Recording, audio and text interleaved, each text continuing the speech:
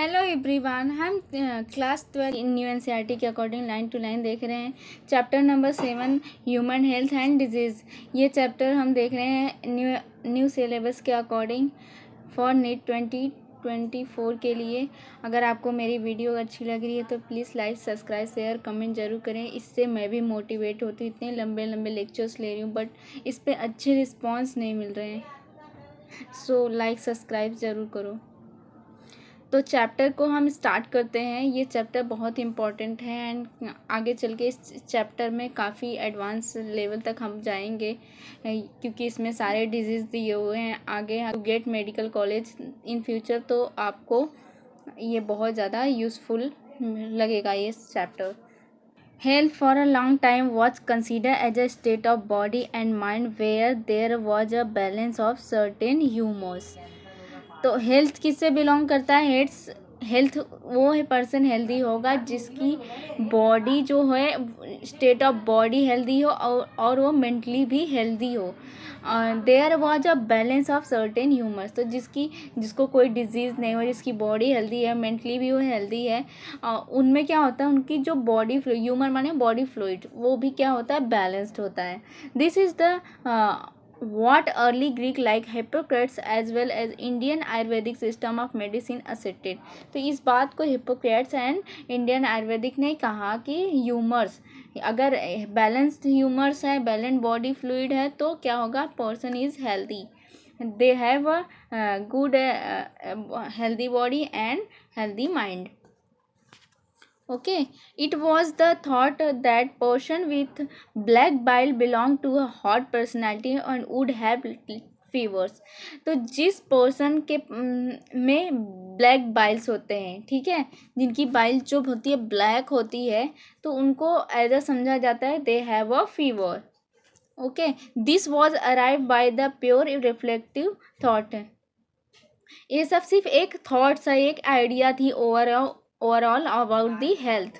Okay, discovery of blood circulation by Williams Harvey using experimental method and demonstration of normal body temperature in person with black bile using thermometer disprove the good humour hypothesis of health. तो Williams Harvey जो थे, उन्होंने क्या किया, उन्होंने blood circulation पे discovery की थी, ठीक है, ब्लड सर्कुलेशन की डिस्कवरी की, ये क्वेश्चन पूछा जाता है।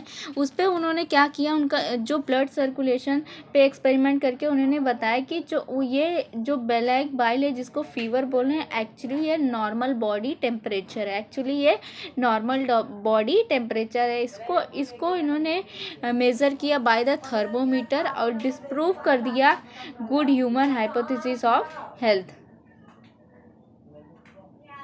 In later year, biology stated that mind influences through the neural system and endocrine system our immune system and that our immune system maintain our health। तो आगे बायोलॉजी जो है, अभी आगे की क्लासेस में आप देखेंगे काफ़ी एडवांस में चीज़ें बताई गई हैं। तो बायोलॉजी में क्या एडवांस चीज़ें मिली, जैसे न्यूरल सिस्टम हुआ, एंडोक्राइन सिस्टम हुआ, इम्यून सिस्टम। तो इम्यून सिस्टम को मेंटेन करना ही क्या होता है, ये सारी सिस्टम है, इस सिस्टम को मेंटेन करना ही क्या होता है, इसको बोलते हैं healthy. Hence mind and mental state can affect our health, of course health is affected by, तो इसे कहते हैं mental state can affect the health. तो माइंड है, हम जैसे थॉट प्रोसेस करें, डिप्रेस्ड है, तो we are not healthy actually. हमें एक्चुअली तभी कहा जाएगा जो फिजिकली और मेंटली दोनों तरह से वो हेल्दी हो। अब और हेल्दी जो होता है, किस अफेक्टेड बाय, जो हेल्दी पर्सन है वो किससे अफेक्टेड होता है, उनको डिजीज़ कैसे हो सकती है, और बिकॉज ऑफ जेनेटिक डिसऑर्डर्स, ठीक है, deficiency in which child is born and deficiency defect with child inherited from parent from birth. तो जेनेटिक डिसऑर्डर हो, इसके से अगर जेनेटिक डिसऑर्डर वाली कोई डिजीज़ किसी न्यू बॉर्न चाइल्ड में आई, तो उसको क्या हुआ, वो अनहेल्दी हुआ, वो उसको डिजीज़ हुई है, तो ये फ्रॉम पेरेंट्स से चाइल्ड में जा रहा है, तो ये बाय बर्थ उसको मिल गया है। इन्फेक्शंस के थ्रू एक पर्सन से दूसरे पर्सन में इन्फेक्शन के थ्रू भी क्या हो रहा है, डिजीज़ हो रहा है और हेल्थ इफेक्ट हो रहा है। हमारी life cycle including the food, water we take, rest and exercise we give to our body, habits that we have lack. तो ये सारी चीज़ों की लैक की वजह से भी क्या है, हमारी हेल्थ पे डिफेक्ट पड़ रहा है। ठीक है, हमारी कैसी लाइफ साइकिल है और हम कैसी फूड ले रहे हैं, कैसे वाटर और रेस्ट ले रहे हैं या नहीं प्रॉपर, ये सारी चीज़ें हमें प्रॉपर लेनी है एंड प्रॉपर टाइम पे लेनी है। एक्सरसाइज करनी चाहिए डेली एंड हमारी हैबिट जो है डेली की काफ़ी रेगुलेटिव फॉर्म में होनी चाहिए। तो ये सब का लैक होने से क्या होता है, person become unhealthy.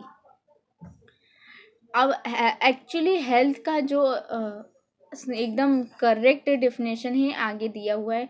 The term health is very frequently use to everybody. Health does not simply means absence of disease और फिजिकल फिटनेस। तो हेल्थ का मतलब नहीं होता कि सिर्फ अगर किसी को डिजीज़ नहीं है तो that's mean that person will be healthy. If it could be defined as a state of complete physical, mental, social well-being. तो किसी भी हेल्दी पर्सन में वो फिजिकली हेल्दी होनी चाहिए, मेंटल एंड सोशल वेलबींग, इस सब में वेलबींग होना चाहिए।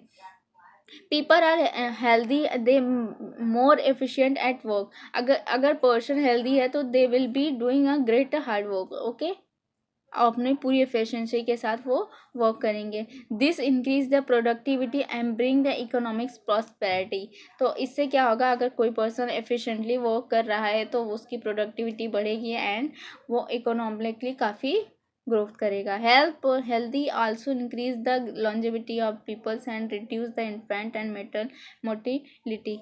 तो हेल्थ क्या करता है, अगर पर्सन अगर हेल्दी है तो क्या होगा कि उनकी जो इन्फेंट है मेटरनल मोर्टिलिटी वो डिक्रीज हो जाए होकर जो पीपल है, लोगों की जो एज है या लाइफ है काफ़ी इंक्रीज हो जाएगी, लॉन्जेविटी हो जाएगी।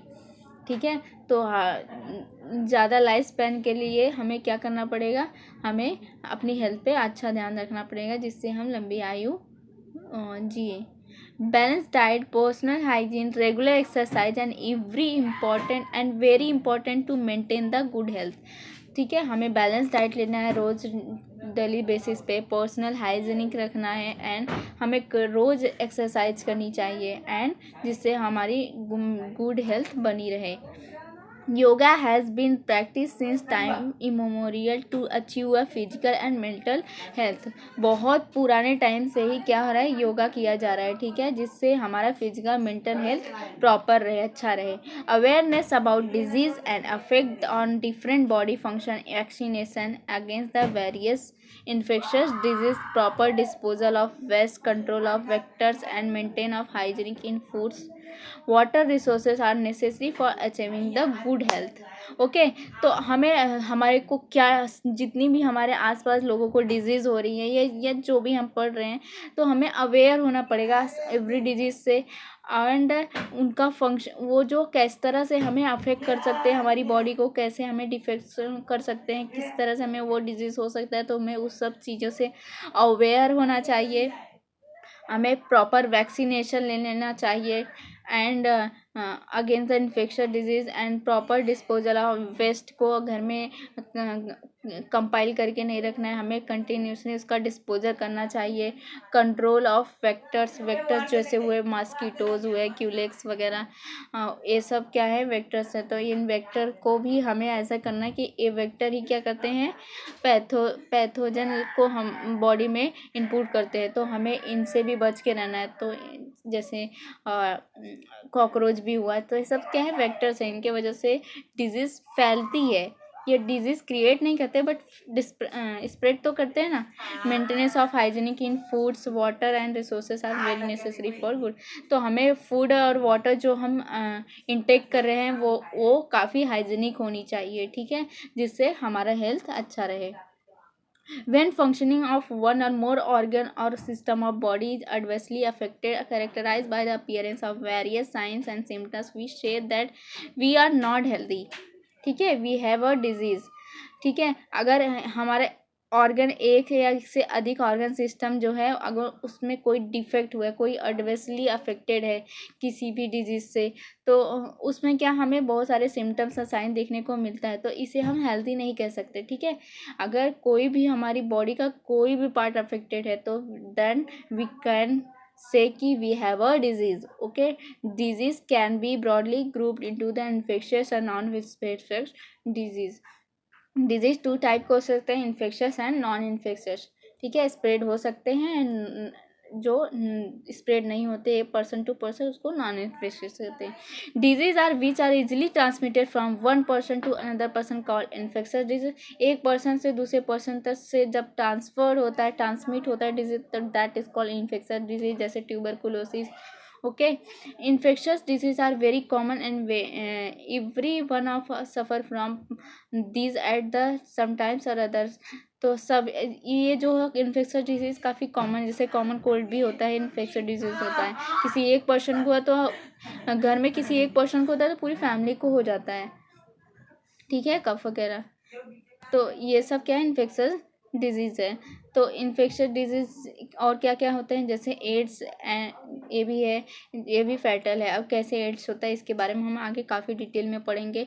Among non infectious disease cancer is the major cause of death. तो नॉन इन्फेक्शस में याद रखना, it's important, non infectious disease में कैंसर आता है, जिसकी वजह से आज के टाइम पे सबसे ज़्यादा डेथ देखने को मिल रही है। Drugs and alcohol abuse affect our health adversely. तो ड्रग्स एंड अल्कोहल की वजह से भी हमारी हेल्थ में काफ़ी एडवर्स इफेक्ट पड़ा है।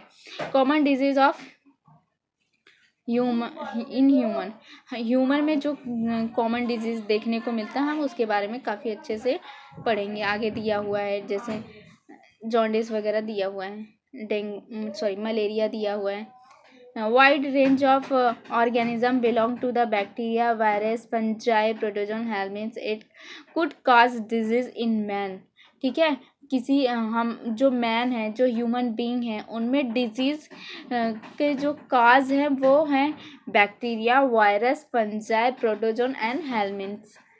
सच disease are causing organism called pathogen. इस तरह जो वायरस, फंजाई, बैक्टीरिया, ये सब जो काजेज हैं तो उसको क्या बोलते हैं, हम पैथोजेंस कहते हैं। Most parasites are therefore pathogen as they cause harm to the host by living in them. जो पैरासाइट्स होते हैं, जो पैरासाइट मतलब एक्चुअली जो पैरासाइट्स होते हैं, तो ये सब पैरासाइट ये सारे हो सकते हैं। ठीक है, तो ये जो पैरासाइट्स हैं इनको हम पैथोजन कहते हैं। ये क्या करेंगे, होस्ट के अंदर रहते हैं। ठीक है, pathogen can enter the body by various means, multiply and interfere with normal activity. तो ये जो पैथोजेंस है वो बहुत ही तरीके से हमारी बॉडी में इंटर कर सकते हैं और वहाँ पे मल्टीप्लाई करेंगे हमारी बॉडी के अंदर, और हमारी बॉडी के फंक्शन से इंटरफियर करेंगे और हमारी वाइटल एक्टिविटी को अफेक्ट करेंगे। रिजल्ट इन मॉर्फोलॉजिकल और फंक्शनल डैमेज, जिससे हमारा डैमेज सारा स्टार्ट हो जाएगा। Pathogen have adapt to life within the environment of host. तो होस्ट के अंदर जैसी इन्वायरमेंट है, pathogen adapted to on that environment. Okay, for continue their life cycle. For example, pathogen enter the gut must know a way of surviving in stomach at pH low. हमारे जो stomach का pH कितना था, 1.8 होता है शायद। ठीक है, 1.8 होता है, तो इतना कम pH पे, मतलब बहुत ज़्यादा कंसनट्रेटेड है। मतलब इस कंडीशन में भी क्या कर रहे हैं, पैथोजन सर्वाइव कर रहे हैं, because they are adapted resistant to various हमारी डाइजेस्टिव सिस्टम को, डाइजेस्टिव एंजाइम को अफेक्ट करते हैं। Few representative member from different group of pathogen और organism are discuss here along with the disease cause by the them.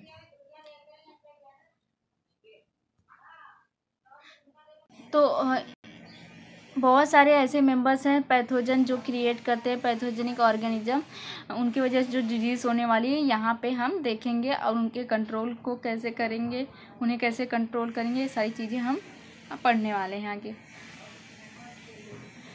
Salmonella typhi is a pathogenic bacteria which cause typhoid fever in human being. तो typhoid जो होता है इसका काजल कौन है? एक bacteria. Question में पूछेगा बैक्टीरिया है, वायरस है, फंजाई है, पैथोजेंस है, सॉरी प्रोटोजोन्स है, क्या है? तो ये सब डिपेंडेंट, तो ये सब क्वेश्चन पूछेगा। तो टाइफाइड किसकी वजह से? बैक्टीरिया। उस बैक्टीरिया का नाम है साल्मोनेला टाइफी, साल्मोनेला टाइफी। और ये होता है ह्यूमन बीइंग में। Pathogen are generally enter the small intestine through the food water contaminated with them and migrate to other organ through a blood। तो पहली बार ये पैथोजन इंटर करते हैं हमारी स्मॉल इंटेस्टाइन में through the food and water, contaminated food and water, और वहाँ से एक बार जब इंटेस्टाइन को इफेक्ट कर देते हैं तो इसके बाद वो माइग्रेट करते हैं to the other organ through the blood, blood के थ्रू पूरी ऑर्गन पे स्प्रेड कर जाते हैं। Sustained high fever 39 degree to 40 degree in Celsius, और इसका जो फीवर बहुत ज़्यादा हाई फीवर हो जाता है, यहाँ पे डिग्री सेल्सियस है, ये इस पर भी क्वेश्चन पूछा है, केल्विन में दे देगा। आपको ध्यान में रखना टेम्परेचर हमारी बॉडी टेम्परेचर से लगभग हाई है, ठीक है? तो हाई टेम्परेचर है, वीकनेस है, वीकनेस फील होगा, ये सारे सिम्टम्स है, ठीक है? हाई फीवर होगा, वीकनेस होगा, स्टमक पेन होगा, constipation, headache, loss of appetite, some of the common symptom of, ये सब सारे सिम्टम्स देखने को मिलेंगे इस डिजीज में। इंटेस्टाइनल परफोरेशन डेथ में ऑकर इन सेवरल केसेस। तो इसमें क्या है? इंटेस्टाइन में परफोरेशन हो जाता है और क्या देखने को मिलता है? बहुत सारे पेशेंट क्या होते हैं उनमें डेथ देखने को मिल जाती है। टाइफाइड अगर प्रॉपर ट्रीटमेंट नहीं लिया तो। Typhoid fever could be confirm by the Widal test, ठीक है? विडाल टेस्ट के थ्रू हम क्या करते हैं? इसका कंफर्मेशन करते हैं। A classification case in medicine that Mary Mallon nicknamed typhi Mary is a worth mention here।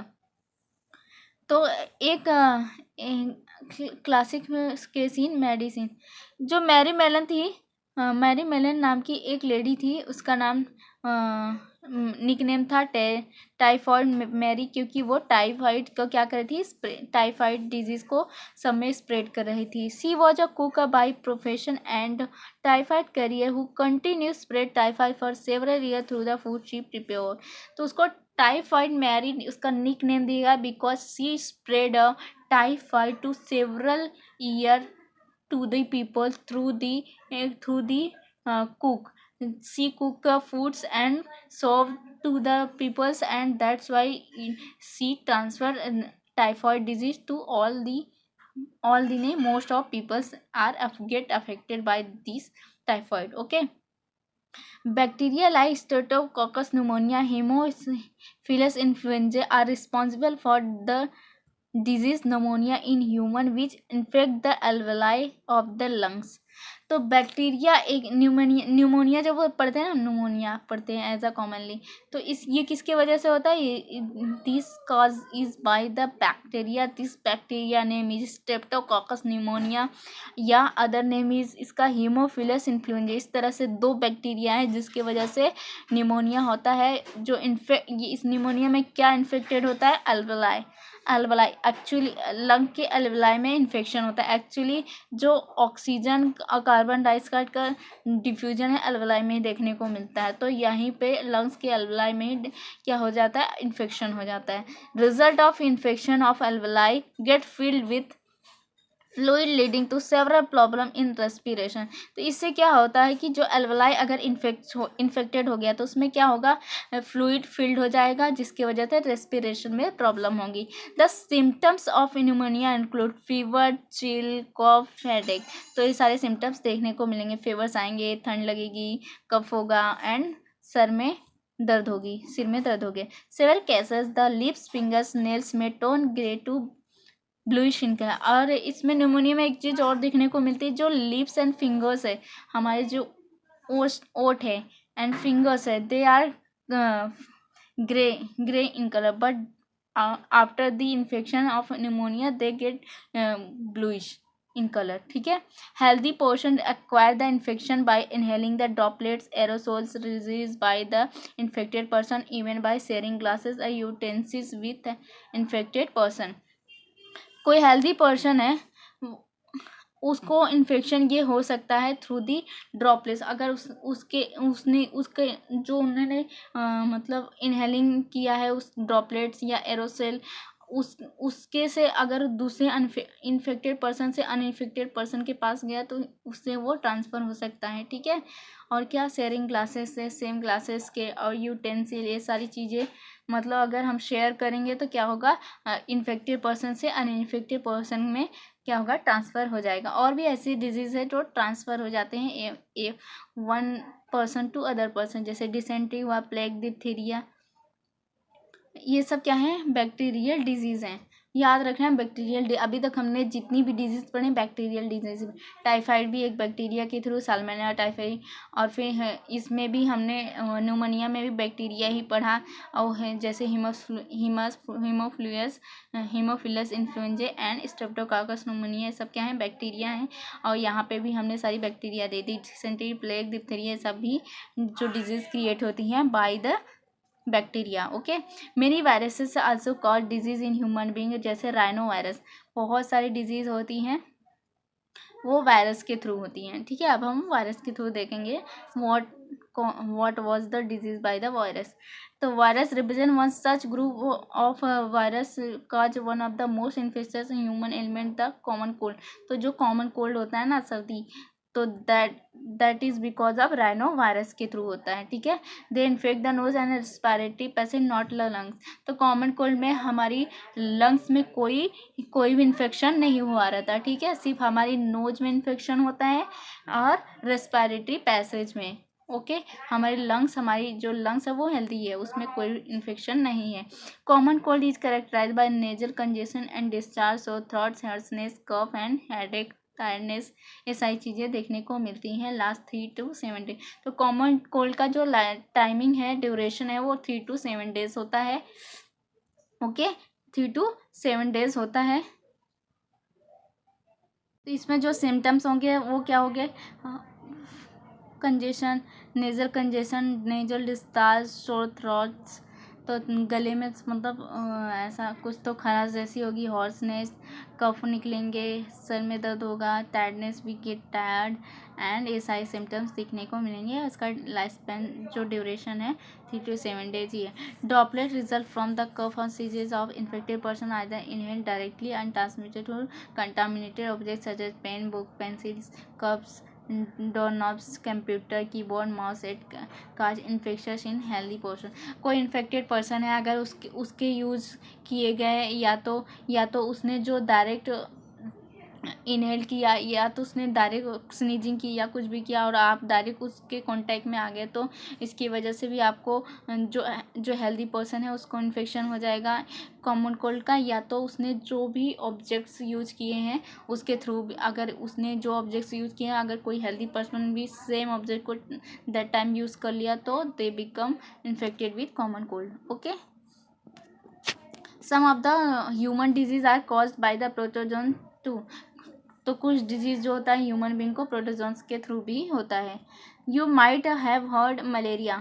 Malaria तो तुमने सुना ही होगा। Disease man have been fighting since many years. तो मलेरिया काफ़ी सालों से ये डिजीज़ हो रहा है। Plasmodium a tiny protozoan responsible for disease. तो प्लाज्मोडियम ही ऐसा जो प्रोटोजोन है जिसकी वजह से किस मलेरिया डिजीज़ क्रिएट होता है। तो असल में जो मादा मच्छर एनाफिलीज मॉस्किटो वो वेक्टर है, वो इसको लेकर आता है और हमारी बॉडी के अंदर इंटर करा देता है। इसकी वजह से ही हमको क्या होता है, मलेरिया होता है। बाकी मलेरिया हमें डिजीज़ मॉस्किटो की वजह से नहीं होता। ठीक है। मॉस्किटो हम डिजीज़ क्रिएट नहीं करती, डिजीज़ क्रिएट करता है plasmodium. Different species of plasmodium, जैसे plasmodium vivax, plasmodium malaria, plasmodium falciparum. तो 3 टाइप के हमें देखने को मिल रहे हैं प्लाज्मोडियम स्पीसीज। ठीक है। Are responsible for different, these all 3 are responsible for different type of malaria in human. Of this malignant malaria are caused by malaria Plasmodium falciparum in most serious one and can even be fatal. If any person become affected by the Plasmodium falciparum, they get malaria, that is malignant malaria, and these malignant malaria is fatal. Okay, very hazardous. Let us take glance at the life cycle of Plasmodium. Plasmodium enter the human body as a sporozoites infectious form. तो जो Plasmodium है, इसकी वजह से malaria हो रही है, तो प्लाज्मोडियम हमारी ह्यूमन बॉडी में इंटर करता है इन द फॉर्म ऑफ, ये क्वेश्चन फॉर्म पूछा हुआ है, इंटर हमारी ह्यूमन बॉडी में प्लाज्मोडियम किस फॉर्म में इंटर करता है, स्पोरोजॉइट के फॉर्म में. ये स्पोरोजॉइट हमारे लिए इन्फेक्शियस है through the bite of infected anopheles. Anopheles mosquito हमें किस फॉर्म में भेजती है प्लाज्मोडियम को, स्पोरोजाइट स्टेज में जब वो रहता है तब. The parasite initially multiply within the liver cells and then attack the red blood cells. तो ये जो पैरासाइट है स्पोरोजॉइट्स, वो पहले मल्टीप्लाई करता है लीवर सेल्स में, इसके बाद हमारी आरबीसी पे अटैक करता है और हमारी आरबीसी को रप्चर कर देता है. आरबीसी में क्या होता है, हीमोग्लोबिन होता है, तो अगर हीमोग्लोबिन भी उसमें से बाहर निकलेगा जिसकी वजह से हमें क्या होता है, चिल, हमें ठंडी लगती है. Rupture of RBC associated with release of toxin substance that is haemozoin. तो आरबीसी अगर रप्चर हुआ तो हीमोजाइन एक टॉक्सिक सब्सटेंस है जो रिलीज होगा और इसके वजह से क्या होगी, हमें चिल फील होगा और बहुत ज़्यादा high fever every 3 to 4 days में हमें आएगी. ठीक है, every 3 to 4 days we have fever. Okay, and chills. This parasite enter the mosquito body and undergo further development. ये पैरासाइट सबसे पहले मॉस्किटो की बॉडी में आता है, इसके बाद उसका डेवलपमेंट होता है, इसके बाद जब स्पोरोजॉइड कंडीशन आती है तो हमारी बॉडी में आ जाती है. ठीक है, parasite multiply within them to form sporozoite and stored in their salivary gland. तो पहले प्लाज्मोडियम जो इंटर करता है मलेरिया की बॉडी में, इसके बाद वहाँ पे वो क्या कर देता है, वहाँ पे मल्टीप्लाई और अपना डेवलपमेंट करा के स्पोरोजाइट कंडीशन तक बन जाता है और वहाँ पे उसकी मॉस्किटो की सलाइवरी ग्लैंड में स्टोर हो जाता है. When this mosquito bite the human, अब जैसे ही मॉस्किटो एनाफिलीज मॉस्किटो बाइट करेगी ह्यूमन बीइंग को, तो स्पोरोजाइट क्या होगा, हमारी बॉडी में ब्लड में इंटर कर जाएगा. ठीक है, इनिशिएटिंग इवेंट मेंशन अबव. ठीक है, ऐसा ही चीज़ें होंगी. It is note that the malaria parasite require 2 hosts. इससे मैंने पहले भी मतलब शायद नहीं, ये नहीं बताया. तो मलेरिया पैरासाइट के लिए को ना दो होस्ट की ज़रूरत पड़ती है, एक ह्यूमन, दूसरा मॉस्किटो. तो पहले मॉस्किटो यूज़ करता है वहाँ पे, फिर इसके बाद ह्यूमन में जाता है to complete their life cycle. Female anopheles mosquito है वेक्टर, और इसमें वेक्टर कौन होगा, होस्ट 2 यूज हो रहे हैं और एक वेक्टर यूज हो रहा है, जैसे एनाफिलीज मॉस्किटो. याद रखना, सारे पॉइंट पे क्वेश्चन बने हुए हैं. इस लाइफ साइकिल को भी हम देख लेते हैं. ठीक है, इम्पोर्टेंट है. ये जो डायग्राम है इसमें देखेंगे प्लाज्मोडियम की लाइफ साइकिल की. जब मॉस्किटो बाइट करती है किसी भी ह्यूमन बीइंग को, तो वो सबसे इन्फेक्शियस पार्ट होता है, वो हमारी बॉडी में जो आता है वो स्पोरोजॉइट होता है. ठीक है, स्पोरोजॉइट ही इन्फेक्शियस फॉर्म है फॉर ह्यूमन. ठीक है, तो जैसे ही कोई मॉस्किटो बाइट करती है ह्यूमन बीइंग को, तो ये स्पोरोजॉइट इंटर कर जाता है हमारे ब्लड में. पैरासाइट जो होता है रीच कर आफ्टर हमारी बॉडी में बाइट करने के बाद ये पैरासाइट आ जाता है लीवर के पास थ्रू दी ब्लड से ये लीवर में आ जाता है. और फिर parasite reproduce asexually in liver cells, bursting the cells and releasing into the blood. तो इस लीवर में क्या है, असेक्सुअली रिप्रोडक्शन करता है. ठीक है, लीवर में असेक्सुअली रिप्रोडक्शन करता है और बर्स्ट करता है वहाँ के सेल को और उसको रिलीज़ करता है इनटू दी ब्लड में उस सेल को बर्स्ट करके ब्लड में डाल देता है. फिर इसके बाद यहाँ लीवर में असेक्सुअली हुआ, फिर यहाँ पे parasite reproduce sexually in red blood cells called cells bursting the red blood cells and causing cycle of fever and other symptoms. Release parasite infect new red blood cells. तो यहाँ पे क्या हुआ, इन्फेक्शियस फॉर्म देखने को मिल रहा है. जो पैरासाइट प्लाज्मोडियम है स्पोरोजाइट के फॉर्म में आया, वो पहले ब्लड में आया, ब्लड से लीवर के पास गए, वहाँ पे असेक्सुअली रिप्रोडक्शन किया, वहाँ की सेल को बस्ट किया. फिर सेल को बस्ट करने के बाद वो क्या किया, रेड ब्लड सेल को बर्स्ट किया। फिर इसके बाद ये सेल इसके वजह से क्या होगा, ठंड लगेगी, फीवर आएगा। जब हीमोग्लोबिन मतलब आरबीसी वगैरह रप्चर होंगे और हीमोजॉइन रिलीज होगा, फीवर देखने को मिलेगा एंड चिलिंग होगी। और फिर इसके बाद इस तरह से कंटिन्यूस नए नए रेड ब्लड सेल का इन्फेक्शन कंटिन्यू रहेगा। फिर यहाँ पे मेल और अभी स्पोरोजॉइट जो था, अब यहाँ पे एक्सेसरी रिप्रोडक्शन के बाद यहाँ पे मेल और फीमेल दो अलग अलग फॉर्म में सेक्सुअल स्टेज देखने को मिलेगा। या अच्छा, ये क्वेश्चन में पूछा जाता है कि जो ह्यूमन साइकिल में मेल और फीमेल मतलब डिफरेंट स्टेज देखने को मिल जाता है उस पैरासाइट का, ठीक है। फिर जब मॉस्किटो में जाता है, जब मॉस्किटो उसको जब कोई मॉस्किटो है किसी इन्फेक्टेड पर्सन को बाइट करेगा, तो उस मॉस्किटो में क्या आएगा, ये गैमेटोसाइट स्टेज जो होगी पैरासाइट की, वो गैमेटोसाइट स्टेज के फॉर्म में आ जाएगा मॉस्किटो का, जब किसी इन्फेक्टेड पर्सन को वो मॉस्किटो बाइट करेगा तो, ठीक है। तो ये मॉस्किटो बाइसाइट विथ ब्लड को जब सक करेगा, ब्लड लेगा, उसके साथ गैमेटोसाइट आ जाएगा। और फिर फर्टिलाइजेशन का जो प्रोसेस है वो कहाँ fertilisation development takes place into the mosquito गट।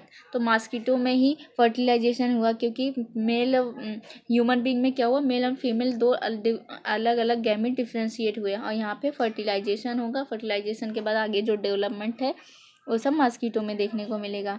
फिर यहाँ पे सलाइवरी ग्लैंड के पास स्टोर होके आ जाएंगे और स्पोरोपोजॉइट के फॉर्म में स्टोर हो जाएंगे उसके सलाइवरी ग्लैंड पे, मॉस्किटो के सलाइवरी ग्लैंड पे आ जाएंगे। और फिर जैसे कोई इंसेक्ट बाइट करेगा तो ये स्पोरोजॉइट ट्रांसफ़र हो जाएंगे हेल्दी पर्सन को।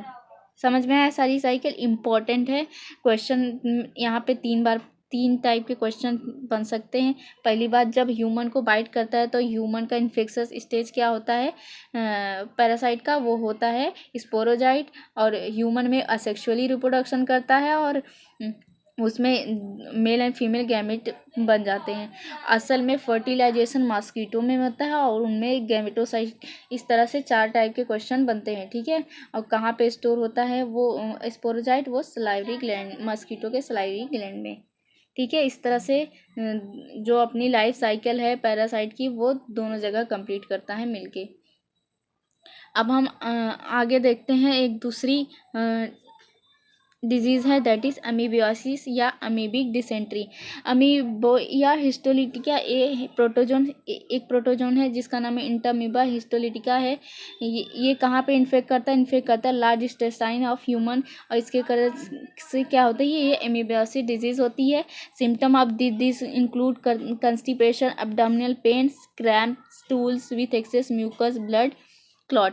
तो क्या क्या ये सारे सिम्टम्स देखने को मिलते हैं अमीबियासिस में। अमीबियासिस में लार्ज इंटेस्टाइन को क्या करता है, लार्ज इंटेस्टाइन में क्या होता है, इन्फेक्शन होता है, ठीक है। अब जो टाइफाइड है वो स्मॉल इंटेस्टाइन होता है, याद रखना।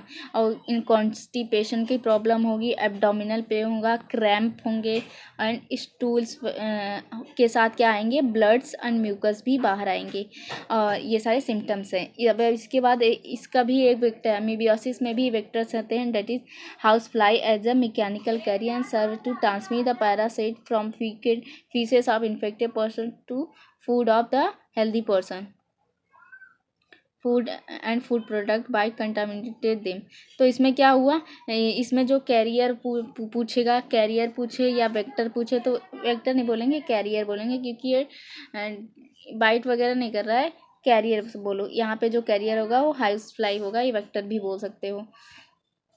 तो ये जब कोई हेल्दी पर्सन वो फीसेस करेगा, उसके फीसेस में क्या होंगी, ये प्रोटोजोन्स प्रेजेंट होंगे। और जब यही फीसेस कांटेक्ट में आएंगी फूड एंड वाटर के, और उसी को इंटेक करेगा हेल्दी पर्सन, तो उसे भी हो जाएगी अमीबियोसिस, ठीक है। तो इसका सोर्स ऑफ इन्फेक्शन जो होगा वो water, food and contaminated food and water ही होगा, ठीक है। अमीबियोसिस का क्वेश्चन पूछता है। एस्कैरिस, अब दूसरा जो एक डिजीज़ है that is ascaris. Ascaris common in worm and wuchereria. तो ये worm, round worm and wuchereria इसमें देखने को मिलता है, एस्कैरिस में फिलेरियर वर्म, ये सारे वर्म्स देखने को मिलते हैं। सारा मतलब हेलमिस और कुछ हेलमिन्स भी होते हैं। Which are known to be pathogenic to the man, जो पैथोजेनिक होता है मैन के लिए, ह्यूमन के लिए, ठीक है। एस्कैरिस जो होता है इसके लिए वर्म लगते हैं, राउंड वर्म, वुचरेरिया, फिलेरियर वर्म और कुछ हेलमिन्स भी होते हैं, इनकी वजह से डिजीज़ होती है। Ascaris is a intestinal parasite cause ascariasis. तो इन एस्कैरिस क्या है, एक इंटेस्टाइनल पैरासाइट है, इंटेस्टाइनल पैरासाइट है जिसको बोलते हैं एस्केरियासिस। सिम्टम्स जो जिसे एस्कैरिस हुआ रहता है, एस्केरियासिस हुआ रहता है, उसके जो सिम्टम्स है वो क्या होते हैं, इंटरनल ब्लीडिंग होगी, मस्कुलर मसल में पेन्स होंगे, फीवर होंगी, अनीमिया होगी, ठीक है। अनीमिया मतलब समझ में आ रहा है, आरबीसी की, हीमोग्लोबिन की कमी वगैरह। ब्लॉकेज ऑफ इंटेस्टाइनल पैसेज, मतलब सारी चीज़ें इंटेस्टाइन में देख रहे हो, देखने को मिल रही इसमें भी। Egg of parasite excreted along the, इसमें भी फिशेज जो होती हैं वहाँ पे ये पैरासाइट प्रेजेंट होंगे, राउंड वर्म, वुचरेरिया, हेलमिन्स, ठीक है, सारी होंगी। और उसी वही वो जब फूड और वाटर के साथ कॉन्टैक्ट में आएगा, उससे जब हेल्दी पोर्शन इंटेक करेगा तो उससे भी हो जाएगा, ठीक है। तो एकदम कॉमन सोर्स है, कॉमन सोर्स देखने को मिला एस्कैरिस में एंड अमीबियासिस में। अब हम वुचेरेरिया जो होती हैं वो wuchereria bancrofti, wuchereria malayi, the filarial worm cause the slowly develop. अब एक दूसरी डिसीज़ है दैट इज़ एलिफेंटियासिस या फिलेरियासिस। तो इसके लिए वुचेरेरिया के दो स्पीसीज हैं, दैट इज़ वुचेरिया बैंक्रप्टाई या वुचेरिया मलाई। ये फिलेरियर वर्म है, इनके कारण क्रॉनिक इन्फ्लामेशन होता है in organ in which they live for many years, usually lymphatic vessels of lower limb and disease called elephantiasis. तो ये क्रॉनिक इन्फ्लामेशन है और ये इफेक्ट करता है ये किसको इफेक्ट करता है, लोअर लिम को एंड लिम्फेटिक वेसल्स को, ठीक है। जेनाइटल ट्रैक्ट ऑर्गन को भी इफेक्ट करता है, ठीक है। Genital organ, lymphatic vessel, lower limb में इफेक्ट ये देखने को मिलता है और काफ़ी साल के बाद ये अपना सिम्टम्स दिखाता है, ठीक है। क्रॉनिक इन्फ्लामेशन है काफ़ी टाइम तक, ठीक है। The genital organ are also often affected resulting in gross deformity. तो जेनाइटल ऑर्गन में अफेक्शन देखने को मिलेगा, स्वेलिंग दिखेगी, देखो ऐसा, देखो एलिफेंटियासिस का जो सिम्टम्स है ऐसे ही देखने को मिलेगा। मैंने विजुअली इसको देखा हुआ है, ऐसा रियली में ऐसा है पर्सन का, ऐसा देखने को मिलता है, बहुत भयानक है, बाय गॉड। तो ये सारे सिम्टम्स देखने को मिलेंगे, ठीक है। पैथोजन किस ट्रांसमिटेड होगा, through a healthy person, through bite by female mosquito vector. इसमें भी वेक्टर जो होगा वो फीमेल मॉस्किटो ही होगी, वो क्यूलेक्स होगी, ठीक है। तो उसकी वजह से क्या होगा, ये एलिफेंटियासिस या फिलेरियासिस हो गया, और उसमें उचेरिया पैरासाइट है, ठीक है। उचेरेरिया के दो, बैंक्रप्टाई एंड मलाई। नेक्स्ट हम देखते हैं फंजाई। फंजाई की वजह से जो रिंग वर्म्स वगैरह देखने को मिलते हैं, देखो माइक्रोस्पोरम। तो फंजाई की ये जो जीनस है, देखो microsporum, trichophyton, epidermophyton are responsible for ring worm. Ring worm में देख रहे हो क्या होता है, ये देखो ये वाइट वाइट पैचेस आते हैं ना, तो ये सारे पैचेस इसी को बोलते हैं रिंग वर्म। तो इसके लिए जो रिस्पॉन्सिबल है वो फंजाई। तो फंजाई के नाम दिए हैं microsporum, trichophyton, epidermophyton, which are most common infectious disease in man. और बहुत कॉमन ये इन्फेक्शन देखने को मिलता है, ठीक है, कॉमन है काफ़ी। अपीयरेंस ऑफ, एक इसका अपीयरेंस जो सिम्टम्स कैसे दिखते हैं, ड्राई होते हैं, स्केली लीजन्स दिखने को मिलते हैं on various part of body such as skin, nails and scalp. तो हमारी स्किन पे white white scaly dry skin की कुछ दिखने को मिलेगा, नेल्स पे देखने को मिलेंगे, हमारे स्काल्प पे भी देखने को मिलेंगे, हेड पे, ठीक है। दीज लेजन आर कंपनीड बाय, इसमें से ये जो लेजन देखने को मिलेंगे इनमें बहुत ईचिंग भी होगी। Heat and moisture help the fungi to grow and make them thrive in skin fold such as those in groin and between the toes. तो ये इस अगर हीट और मॉइस्चर कंडीशन मिली तो ये फंजाई क्या होंगे, और ज़्यादा ग्रो करेंगे।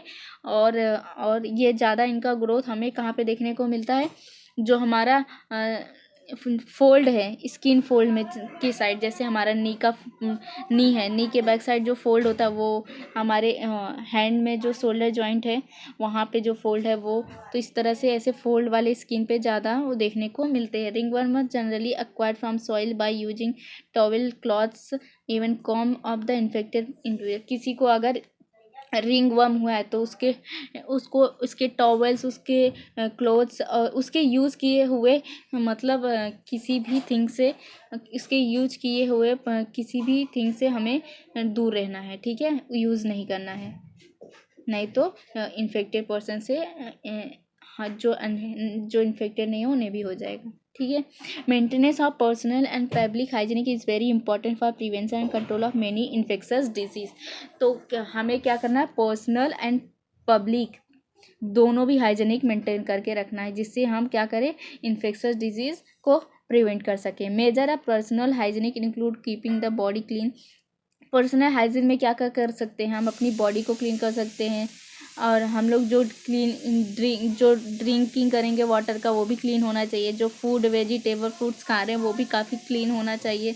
और पब्लिक हाइजीनिक में हम क्या कर सकते हैं, प्रॉपर डिस्पोजल ऑफ वेस्ट जैसे कचरे हम कहीं भी फेंक ना दें, हमें प्रॉपर डिस्पोजल करना पड़ चाहिए।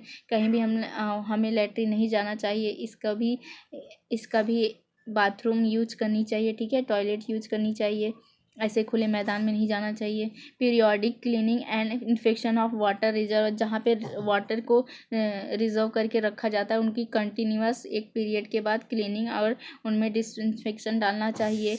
And pool and cesspool tanks, observing standard practice of hygiene in public catering. तो ये सब का क्या करना चाहिए, क्लीनिंग करना चाहिए, क्योंकि यहाँ पे पूल में, सेसपूल में, टैंक, यहाँ पे क्या होता है, पानी को रिजर्व करके रखा रहता है यूज के लिए। तो यहाँ पे क्या हो सकता है, यहाँ पे इन्फेक्शस पैथोजन हो सकते हैं, तो हमें कंटिन्यूस क्लीनिंग करनी चाहिए और डिसइंफेक्शन करना चाहिए। Measures are particularly essential where the infectious agent are transmitted through the foods and water such as typhoid, amoebiasis, ascariasis. अब क्वेश्चन इंपॉर्टेंट है, याद रखना, जो इन्फेक्शस हैं, इन्फेक्शस एजेंट जो होते हैं टाइफाइड में, एस्केरियास में और टाइफाइड में, तीनों में भी किसके थ्रू होता है, फूड एंड वाटर के थ्रू, ठीक है। तीनों में जो सोर्स ऑफ इन्फेक्शन है वो है फूड एंड वाटर, टाइफाइड में, अमीबियासिस में, एस्केरियासिस में, ठीक है, याद रखना। In case of airborne disease such as pneumonia, common cold, addition to the above measure. तो और जो एयरबॉर्न डिजीज, जो एयर के कांटेक्ट में अगर आसपास हो और उससे मतलब अगर उसने सीजिंग की, उसने खांसी की, तो उसके कांटेक्ट में भी, एयर के कांटेक्ट में भी आओगे तो क्या होगा, डिजीज हो जाएगी। इसे न्यूमोनिया, कॉमन कोल्ड, राइनस वायरस, इसका हेमीराइजस, हेमीफ्लूयस इन्फ्लुएंजा, और इसमें राइनो वायरस। और जो एमीबियोसिस में है, एमीबियोसिस में कौन सा, हेलमिंथ था, और यहाँ पे एस्कैरिस। तो याद रखना, टाइफॉइड, सल्मोनेला टाइफी बैक्टीरिया है, यहाँ पे भी क्या है, प्रोटोजोन्स है, या यहाँ पे भी क्या है, फंजा, याद रखना। तो जब एयरबॉर्न डिजीज़ जो होता है वो, जैसे एयरबॉर्न डिजीज न्यूमोनिया है एंड कोल्ड है, तो उसमें एयर में कांटेक्ट में भी आने पे क्या हो जाता है, उसे अवॉइड करना है, नहीं तो वो इन्फेक्शन हो जाएगा। जब मलेरिया, फिलेरियासिस जो होता है वो ट्रांसमिटेड होता है इंसेक्ट के थ्रू, दोनों में भी, इसमें क्यूलेक्स मॉस्किटो और इसमें एनाफिलीज मॉस्किटो, ठीक है। ये मलेरिया कहाँ पे इन्फेक्ट करता है, मलेरिया ज़्यादा इन्फेक्शियस होता है स्पोरोजाइट के कंडीशन में। फिलेरियासिस जो होता है हमारे जेनिटल ऑर्गन और लोअर लिम्ब को इन्फेक्ट करता है, ठीक है। The most important measure to control the eliminate the vector and breeding there. तो ये जो है इनके वेक्टर, इंसेक्ट इनके वेक्टर्स हैं, इस वेक्टर को हमें क्या करना है, कंट्रोल करना है। वेक्टर को कंट्रोल करने के लिए हमें क्या करना पड़ेगा, वेक्टर की जो हैबिटेट है उसको क्लीन करना पड़ेगा, कि जिससे वहाँ पे वो आई ना पाए। Control eliminate the vector and their breeding place, जहाँ पे वो ब्रीडिंग कर रहे हैं और जहाँ पे वो रहते हैं उसे क्या करना है, कंट्रोल करना है। This can be achieved by avoiding the stagnance of water in around residential area, regulate cleaning of household coolers, use of mosquito nets, introducing fishes like gambusa in ponds that feed in mosquito larvae, and spraying of insecticide in ditches and drainage of area in and swamps. Eight addition and door and window should be provided with wire mesh to prevent the entry of mosquito. तो इतना सारा चीज़ें हमने किस चीज़ के लिए पढ़ा, to control the vector को कंट्रोल करने के लिए हमें क्या क्या करना पड़ेगा, जहाँ पे स्टैगनेंट वाटर, जहाँ पे वाटर रुक गया है, रुके हुए पानी को हमें तुरंत क्लीनिंग कराना है। और हमें क्या करना है, हाउस होल्डर कूलर, जो कूलर्स वगैरह यूज करते हैं घर पे, उसको क्लीनिंग करती हैं टाइम टाइम पे। मॉस्किटो खिड़कियों पे हमें क्या मॉस्किटो रखने हैं, जिससे बाहर के मॉस्किटो अंदर ना आ सके घर में।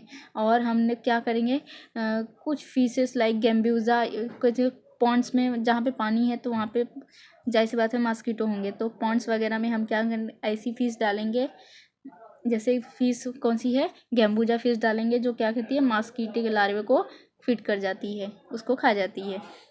और कुछ इंसेक्टिसाइड्स डालेंगे, ठीक है, गड्ढे वगैरह में।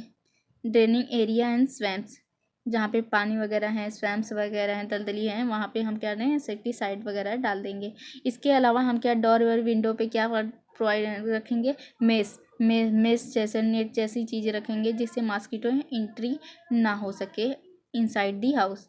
सच precaution become more important specially in light of recent wide spread incidence of vector borne disease like dengue and chikungunya in many part of India. तो ये जो डेंगू और चिकनगुनिया है, ये भी, इसके भी जो वेक्टर हैं वो कौन है, एड्स मॉस्किटो हैं, ठीक है। क्वेश्चन पूछने की प्रोबेबिलिटी बनती है। तो मॉस्किटो देख रहे काफ़ियों का वेक्टर है, जिसकी वजह से डिसीज होते हैं, डेंगू चिकनगुनिया। तो इसके लिए भी एड्स मॉस्किटो को कंट्रोल करने की ज़रूरत है। तो ये सारी चीज़ें करनी पड़ेंगी ऊपर, ठीक है। जहाँ पे पानी रुका हुआ उसको क्लीनिंग करेंगे, इंसेक्टिसाइड डालेंगे, मेस वगैरह लगवाएंगे, नेट लगवाएंगे, ये सारी चीज़ें करेंगे। Advancement made in biological science है, तो बायोलॉजिकल साइंस का यूज़ करके, इनका एडवांसमेंट का यूज़ करके हम इन्फेक्शस डिजीज़ को क्या करते हैं, कंट्रोल कर सकते हैं, ठीक है। Use of vaccines and immunization programme have enable us to completely eradicate deadly disease like small pox.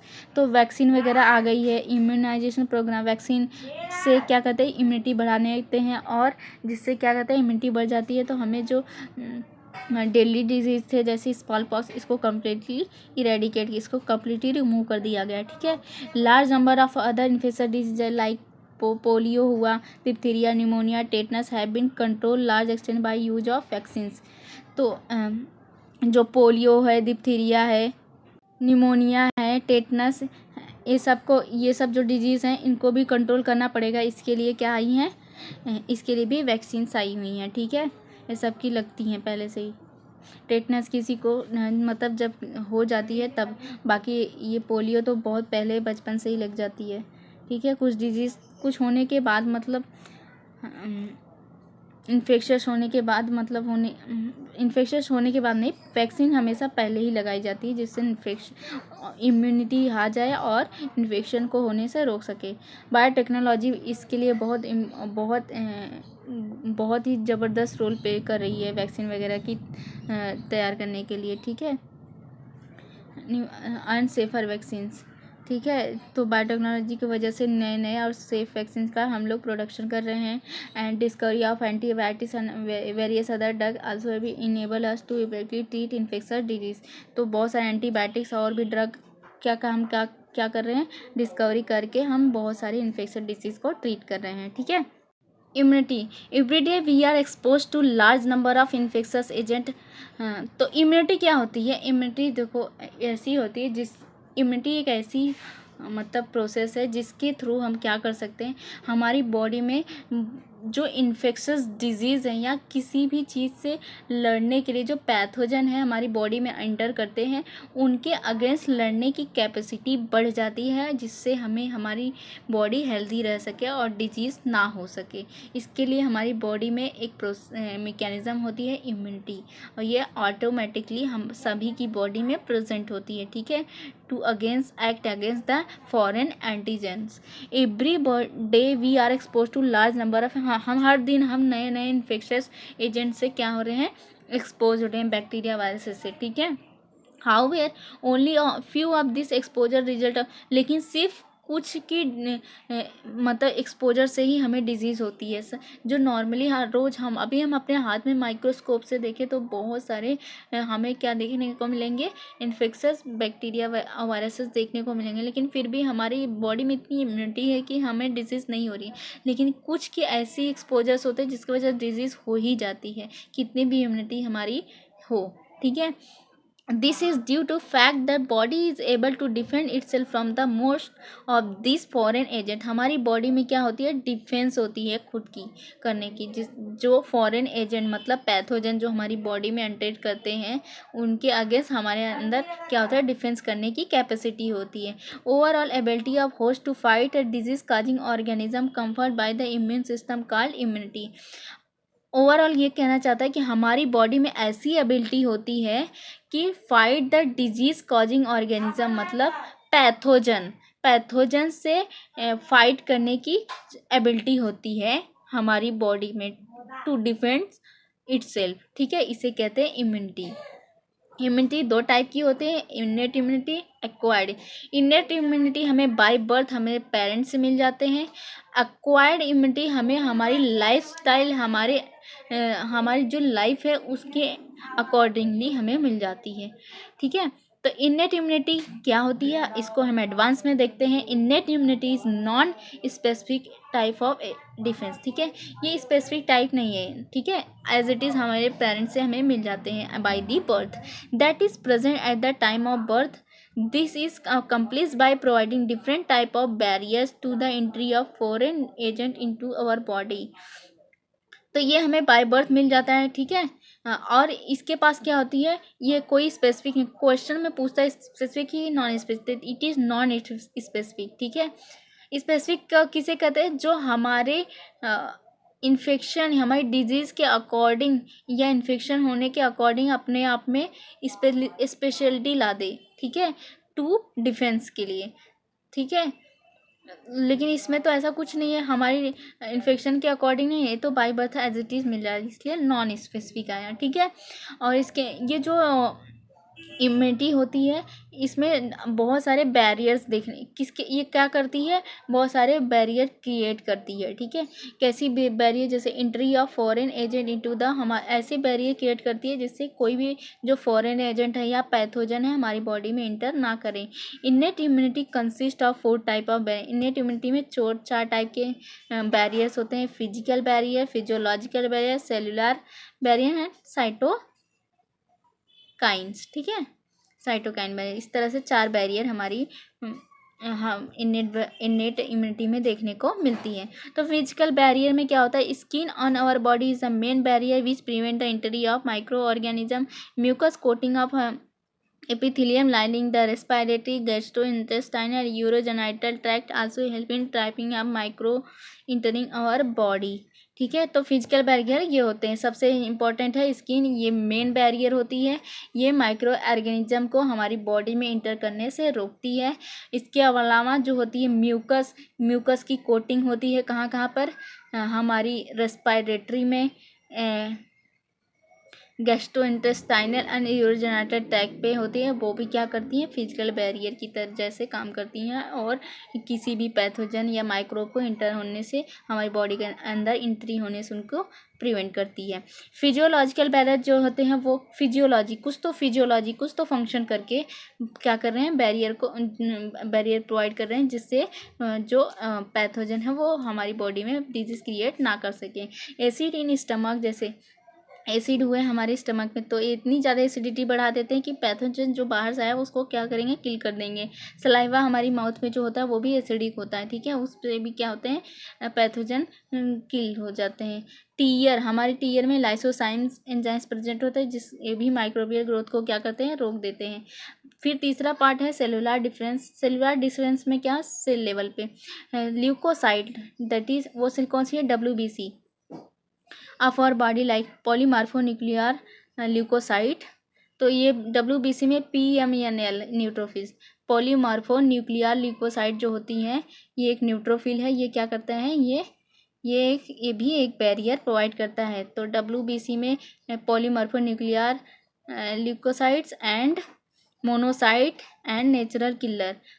तो polymorpho nuclear monocytes and natural killer, ये सब क्या है, ये सब सेलुलर बैरियर हैं। हाँ, ये प्रेजेंट होता है हमारी ब्लड में and as well as macrophage in tissue can phagocyte and destroy the तो ये सारे जो सेल्स हैं, इसके साथ साथ फाइगोसाइटोज भी प्रेजेंट होते हैं जो हमारी अंदर आने वाले माइक्रोब्स को डिस्ट्रॉय कर देते हैं। और फिर इसके बाद चौथा है साइटोकाइनिन बैरियर। ये virus infected cell secrete a protein called interferon which protect the non-infected cell from further viral infection।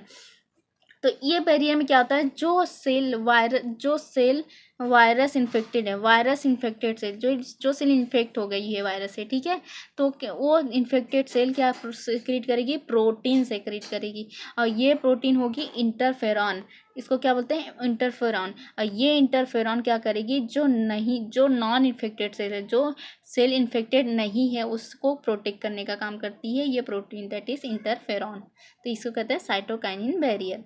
अब हम आते हैं एक्वायर्ड इम्यूनिटी। एक्वायर्ड इम्यूनिटी जो होता है ये स्पेसिफिक होता है, ये हमारी लाइफस्टाइल, हमारे लाइफ के अकॉर्डिंगली ये इम्यूनिटी बनती है, ठीक है। It is a character immunity, यहाँ पे लिखा है acquired immunity on the other hand is pathogen specific. ये पैथोजन स्पेसिफिक होता है, ठीक है। जो पैथोजन हमारी बॉडी में इंटर करेंगे उनके अगेंस्ट क्या होगी, एंटीबॉडी बनेगी और immunity we get immunity, that is acquired immunity. तो इट इज़ कैरेक्टराइज बाय में इसमें मेमोरी प्रेजेंट होते हैं। This mean when our body encounter pathogen for first time it produce a response called primary response which is low intensity. जब कोई pathogen पहली बार हमारी body में इंटर करता है, फर्स्ट टाइम इंटर करता है, तो क्या होता है, तो हमारी बॉडी क्या प्रोड्यूस करती है उसके अगेंस्ट। जब हमारी बॉडी के अंदर कोई पैथोजन इंटर करता है पहली बार, तो हमारी बॉडी क्या करती है, उनका इनकाउंटर कर देती है। तो इसे क्या कहते हैं, हमारी बॉडी क्या कर रही है, रिस्पॉन्स कर रही है। रिस्पॉन्स में क्या कर रही है, रिस्पॉन्स में वो इनकाउंटर कर दे रही है इस पैथोजन को, उसको कहते हैं प्राइमरी रिस्पॉन्स। प्राइमरी रिस्पॉन्स जो होती है वो लो इंटेंसिटी, मतलब बहुत ज़्यादा इफेक्टिव नहीं होती, बट होती है। Subsequently encounter with same pathogen elicit a highly intensified secondary anamnestic response. तो जब यही पैथोजन एक बार हमारी लाइफ बॉडी में आ गया, तो हमारी बॉडी क्या प्राइमरी रिस्पॉन्स क्रिएट करेगी और उस पैथोजन को किल कर देगी। लेकिन जब दूसरी बार यही पैथोजन फिर से हमारी बॉडी में आएगा, तो हमारी बॉडी उसको बहुत ही ज़्यादा हाईली इंटेंसिफाइड रिस्पॉन्स के या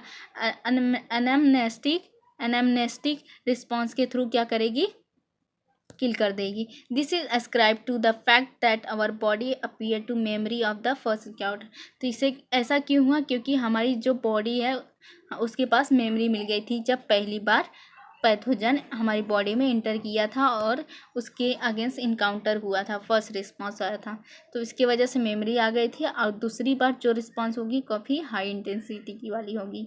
तो pathogen primary and secondary immune response are carried with the help of two special type of lymphocyte present in.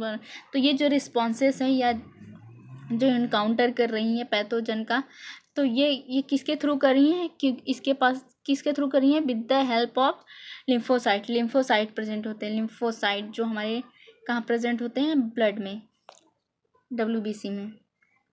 तो ये लिम्फोसाइट जो होते हैं, B lymphocyte and T lymphocytes होते हैं। तो ये दोनों लिम्फोसाइट क्या करती हैं, हेल्प करती हैं टू फॉर रिस्पॉन्स के लिए, जो हमारी एंटीबॉडी प्रोड्यूस हो रही है एंटीजन के अगेंस्ट, एंटीजन जो पैथोजन आते हैं, ठीक है। तो ये एंटीजन है, एंटीजन को बाइंड करने वाली ये है हमारी एंटीबॉडी। ये क्या है, हमारा स्ट्रक्चर किसकी है, एंटीबॉडी है। ये हमारी क्या है, एंटीबॉडी का स्ट्रक्चर। एंटीबॉडी उसी तरह बनेगी कि जैसा एंटीजन होगा।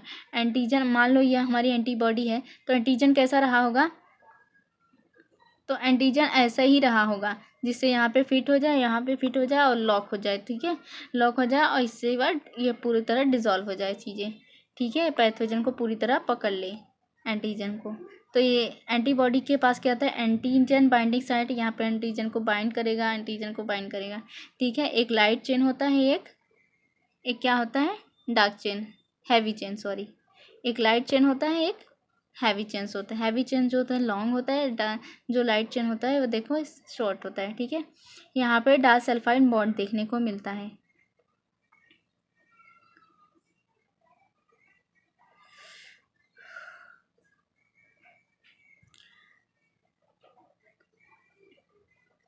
B lymphocyte produce an army of protein in response to pathogen into our blood to fight with them। तो B lymphocyte जो होता है वो क्या प्रोड्यूस करता है, एंटीबॉडी। वो एंटीबॉडी क्या होगी, प्रोटीन। तो B lymphocyte produce an army of protein in response to pathogen into our blood to fight them। तो रिस्पॉन्स करती बी लिम्फोसाइट प्रोड्यूस करेगी प्रोटीन को, जो फाइट करेगी, जो रिस्पॉन्स करेगी, जो इनकाउंटर करेगी पैथोजन को ब्लड में। दिस प्रोटीन आर कॉल्ड, इस प्रोटीन को क्या कहते हैं, एंटीबॉडी कहते हैं। यही क्या करेगी, इनकाउंटर करेगी पैथोजन का। The T cells are them से do not secrete antibody but B cells produce them. तो देखो, जो टी सेल्स है वो एंटीबॉडी प्रोड्यूस नहीं करेगी, ठीक है। वो हेल्प कराएगी बी सेल को to produce the antibody. Each antibody molecule है 4 पेप्टाइड चेन। इसके पास 4 peptide, 2 heavy 2 light chain. Two small, जो स्मॉल है वो लाइट चेन, जो लॉन्गर है वो हैवी चेन। इस तरह से चार पेप्टाइड बॉन्ड हैं, ठीक है। हाँ, hence antibody represented by H2L2। Different type of antibody produce in our body that, तो अलग अलग टाइप की एंटीबॉडी हमारी बॉडी में प्रोड्यूस होती है। Antigen A, antigen M, antigen देखो इम्यूनोग्लोबिन, या देखो A M, immunoglobulin E, immunoglobulin G, इस तरह से ये सॉरी ये सारे क्या होंगे, एंटीबॉडी प्रोड्यूस होंगे, ठीक है। ये सारे एंटीबॉडीज के टाइप्स हैं। तो जो कार्टून में है वो ये एंटीबॉडी का स्ट्रक्चर है, देख लो अच्छे से। एंटीबॉडी कहाँ पे प्रेजेंट होते हैं, हमारी ब्लड में प्रेजेंट होते हैं। The response is also called humoral response. तो जो हमारे ब्लड में एंटीबॉडी प्रोड्यूस होती है उसको क्या होते हैं, ह्यूमरल रिस्पॉन्स कहते हैं। This is one of the two type of our acquired immunity that is antibody mediated. तो ह्यूमरल रिस्पॉन्स, तो ये जो ह्यूमरल रिस्पॉन्स है ना वो कौन दिखाता है, बी लिम्फोसाइट दिखाता है, ठीक है। तो ये दो तरह के एक्वायर्ड इम्यूनिटी है, एक बी एक एल, ठीक है। तो ये एक है, इनमें से एक जो है humoral immune response that is B lymphocyte, ठीक है। ये एंटीबॉडी मेडिएट, बी लिम्फोसाइट जो होते हैं एंटी बॉडी मेडिएटेड होते हैं, प्लाज्मा से प्रोड्यूस होते हैं, ठीक है। सेकेंड टाइप का जो सेकेंड टाइप की एंटीबॉडी होती है या इम्यूनिटी होती है that is cell mediated immunity. इसको बोलते हैं cell mediated immunity. Cell mediated immunity जो दिखाता है वो टी लिम्फोसाइट दिखाता है, ठीक है। टी लिम्फोसाइट जाता है खुद एंटीबॉडी का प्रोडक्शन नहीं करता, लेकिन हेल्प कराता है बी लिम्फोसाइट को to produce the antibody. Very often some human organ like, very often कुछ ऑर्गन जैसे heart, eye, liver, kidney to fail function dissatisfactory. तो वो अगर लीवर हुआ, आई हुआ, हमारी किडनी हुई, ये सब सेटिस्फैक्टरी मतलब ठीक से काम नहीं कर रहा है, तो उसके लिए हमें क्या करना पड़ेगा, ट्रांसप्लांटेशन कराना पड़ेगा इन ऑर्गन का, ठीक है। इस ट्रांसप्लांटेशन के लिए जो हमें इम्यूनिटी चाहिए रहती है, जो इम्यूनिटी लगती है वो है टी लिम्फोसाइट, ठीक है। तो transplantation is only remedy enable the patient to live a normal life. तो इसके लिए क्या होता है, तो हमें ऐसे पेशेंट का जो ट्रांसप्लांटेशन कराते हैं वो जो क्लोजली रिलेटेड उस जो डोनर होता है वो क्लोजली रिलेटेड होना चाहिए। नहीं तो क्या होगा, ये जो है इम्यूनिटी डेवलप हो जाएगी, जो टी लिम्फोसाइट है वो इम्यूनिटी डेवलप करेगा और रिजेक्ट कर देगा इस ट्रांसप्लांटेशन को, ठीक है। तो graft would be rejected sooner और आफ्टर लेटर। अगर हमने ग्राफ्टिंग कराया, ट्रांसप्लांटेशन कराया किसी भी एनिमल का लेके या किसी अदर प्राइमेट का या किसी अदर एनिमल का लेके करा लिए तो क्या होगा, रिजेक्ट हो जाएगा। क्यों रिजेक्ट होता है, क्योंकि क्यों रिजेक्ट होता है, ड्यू टू टी लिम्फोसाइट्स की वजह से। इसीलिए जो ट्रांसप्लांटेशन कराते हैं उसमें क्या देखते हैं हम, टिश्यू की मैचिंग होनी चाहिए, मतलब लगभग एकदम क्लोज रिलेटिव होनी चाहिए, ब्लड ग्रुप सेम होना चाहिए। And before undertaking any graft and transplant even after this the patient have to take immunosuppression all is life. इसके लिए जिस पेशेंट को हम ट्रांसप्लांटेशन करा रहे हैं उसको हमेशा इम्यूनो सप्रेशेंट क्या दिया जाता है, ड्रग्स लेना पड़ता है, मेडिसिन लेना पड़ता है, ठीक है, इम्यूनोसप्रेसेंट लेना पड़ता है। क्या होगा, वो जो ट्रांसप्लांट कराए हैं ऑर्गन का, वो क्या होगा, वो रिजेक्ट हो जाएगा। The body of ability to differentiate self and non self and cell mediated response is responsible for graft rejection. तो ये जो रिजेक्शन है वो क्या कराते हैं, सेल मेडिएटेड टी लिम्फोसाइट ही रिजेक्ट करवाते हैं, क्योंकि इसके पास एबिलिटी होती है सेल्फ सेल है कि नॉन सेल है।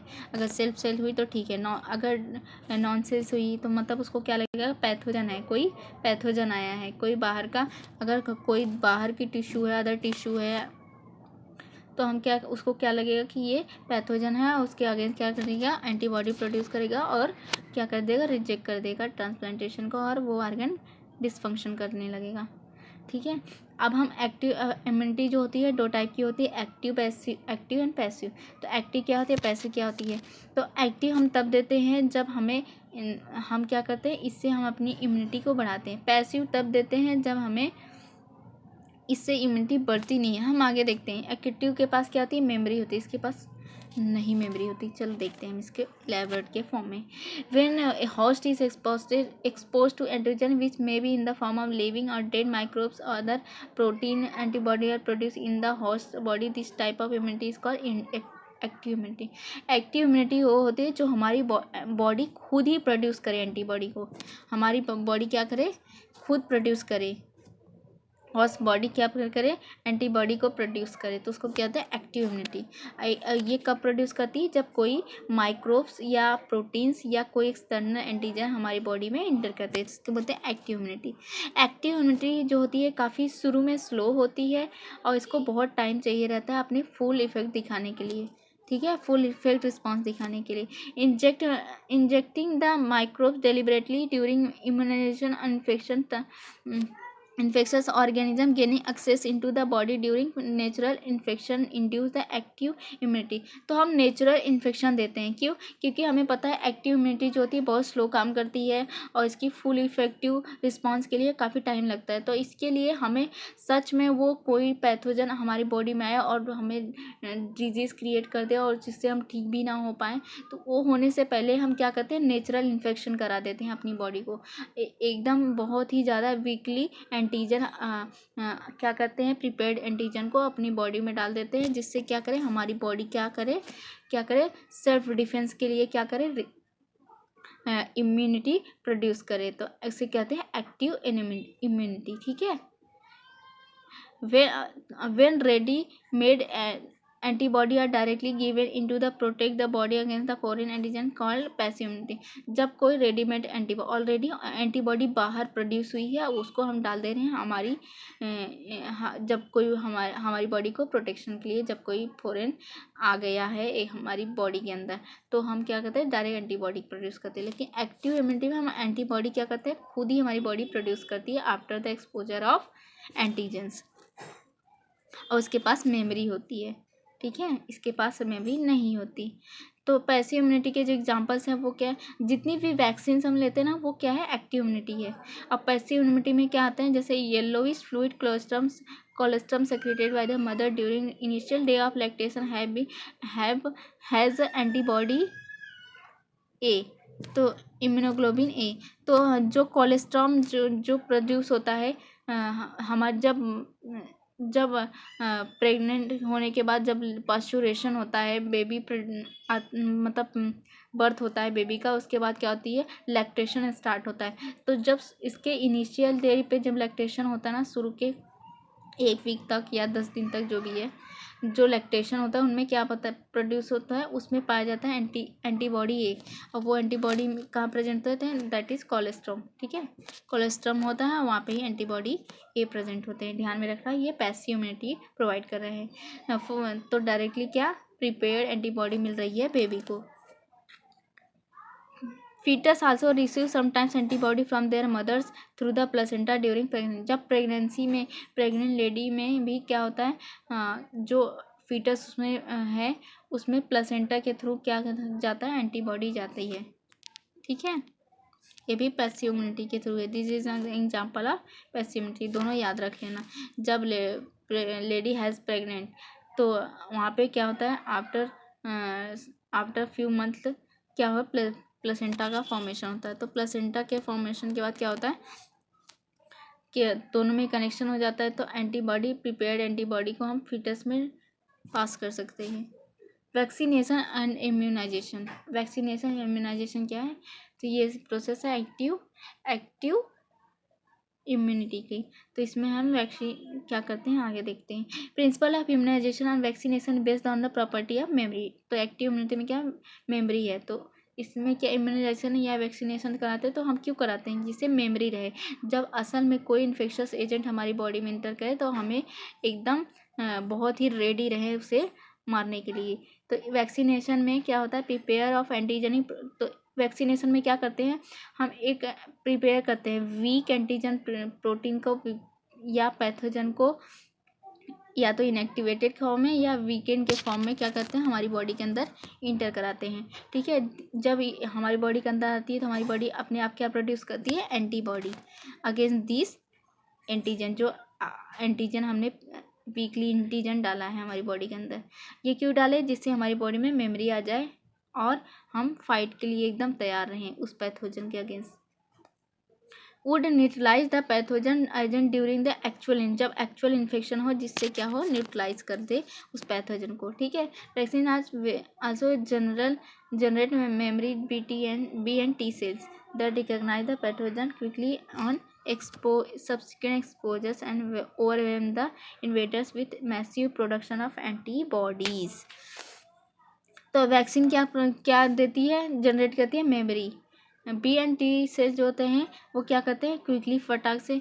तो वैक्सीन की वजह से मेमोरी प्रोड्यूस होता है, और बी और टी सेल्स जो क्या करती हैं, क्विकली क्या करती हैं, उस मेमोरी के थ्रू क्या हुआ, वो पैथोजन को क्या करती हैं, जैसे एक्सपोजर होता है उनको क्या करती हैं, मार देती हैं एंटीबॉडी का प्रोडक्शन करके। If person is infected with some deadly microbes to quick immune response is required as in tetanus. जैसे टेटनस में हमें क्या होता है, वो डेडली माइक्रोब्स होते हैं, तो हमें क्विक रिस्पॉन्स चाहिए, तो हम लोग क्या होता है पैसिव इम्यूनिटी वाला यूज़ करते हैं, तो पैसिव वैक्सीन डाल देते हैं। We directly inject preformed antibody, हम एंटीबॉडी को डाल देते हैं, परफॉर्म एंटीबॉडी को या एंटीटॉक्सिन को, जिससे क्या हो, वो पैथोजन किल हो जाए quickly. Even if case of snake bites injection which is given to the patient contains preformed antibody against like snake venoms. तो कोई स्नेक बाइट्स में अगर स्नेक ने बाइट किया तो उसके अगेंस्ट भी हम क्या देते हैं, एंटीबॉडी देते हैं, that is snake venom. Immunisation is a called passive immunisation. इस तरह के इम्यूनाइजेशन को पैसिव, तो स्नेक बाइट्स में हुआ या टेटनस में हुआ, तो इनमें हम क्या देते हैं, पैसिव इम्यूनिटी देते हैं। पोलियो हुआ और बाकी रेबीज़ हुए, इन लोग में क्या करते हैं, रेबीज़ में नहीं सॉरी, पोलियो में हम क्या करते हैं, पहले ही वैक्सीन देते हैं।